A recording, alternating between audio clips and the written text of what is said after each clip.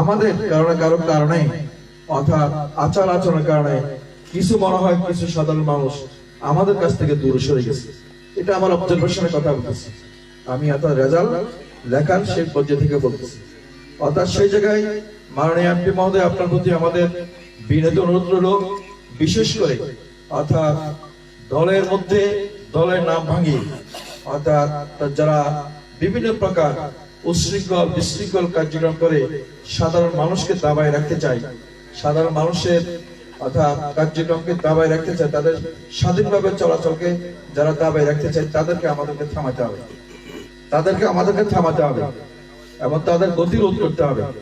অর্থাৎ বিভিন্নভাবে আমাদের বেশ ছেলেপেলেদের আচার আচরণ অর্থাৎ মানে সেই দিক থেকে মানুষের ভোট বাড়ার সেই জায়গায় খুব একটা নয়। এখন আমরা বিজয় লাভ করছি, ঠিক আমার অনুরোধ থাকবে দলের পক্ষ থেকে, সেটা হলো ঠিক কাল সকাল থেকে যাতে করে কোনো প্রকার প্রতিহিংসামূলক কোন কর্মকাণ্ড সন্দীপের প্রান্তে কোথাও যাতে করে কারো প্রতি যাতে করে না ঘটে। সন্তোষপুর একটি মামলা ছাড়া সারা সন্দীপে কোন হামলা ছাড়া একটা নির্বাচন সন্দীপের ইতিহাসে একটা সুষ্ঠু, সুন্দর এবং গ্রহণযোগ্য ঝামেলা মুক্ত নির্বাচন হয়েছে। সুতরাং নির্বাচন পরবর্তী সময়টা যাতে করে আমরা অন্তপক্ষে সেই ঝামেলা এবং প্রতিহিংসামূলক বা প্রতিহিংসা বা ছাড়া যাতে করে আমরা থাকতে পারি, সেটা আমাদের চিন্তা ভাবনা করা উচিত।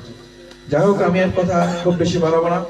অর্থাৎ আজকের এই বিজয় সারা সন্দীপবাসীর জন্য, আজকের এই বিজয় আমরা বিশেষ করে যারা এই দলকে বিগত 17 বছর আন্দোলন সংগ্রাম করতে গিয়ে যারা মৃত্যুবরণ করেছেন, শাহাদাত বরণ করেছেন, পঙ্গুত্ব বরণ করেছেন, হামলা মামলার শিকার হয়েছেন, তাদের সকলের জন্য আজকের এই বিজয়।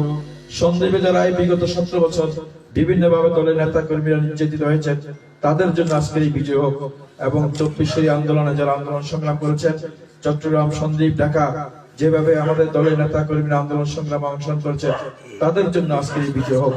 সর্বোপরি এই সন্দীপবাসীর জন্য বিজয় হোক, এবং সেভাবে যাতে করে আমরা বিজয়টাকে আমাদের এমপি মহোদয়ের নির্বাচন ইশতেহার বাস্তবায়নের সাথে সাথে সকল পরদা যাতে করে আমরা এই বিজয় স্বাদ গ্রহণ করতে পারি।